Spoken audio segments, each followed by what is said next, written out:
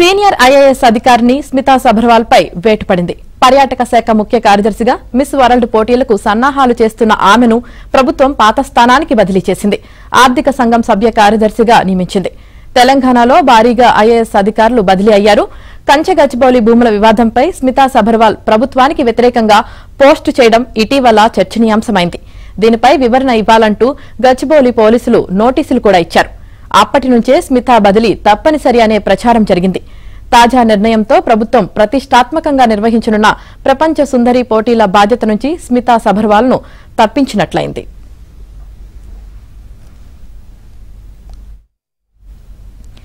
Senior IAS అధికారి జయేష్ రంజన్ కు తాజా బదిలీల్లో పరిశ్రమల శాఖలో మరింత కీలకమైన బాధ్యతలను అప్పగించారు. ముఖ్యమంత్రి కార్యాలయంలో ప్రత్యేకంగా పరిశ్రమల పెట్టుబడుల సెల్ ను ఏర్పాటు చేసి జయేష్ రంజన్ ను సీఈఓగా నియమించారు. దీంతో పాటు స్మితా సబర్వాల్ ఇప్పటి వరకు పర్యవేక్షించిన పర్యాటక శాఖ అదనపు బాధ్యతలను కూడా జయేష్ రంజన్ కు అప్పగించారు. అంటే ప్రపంచ సుందరి పోటీలను ఆయనే పర్యవేక్షిస్తారు.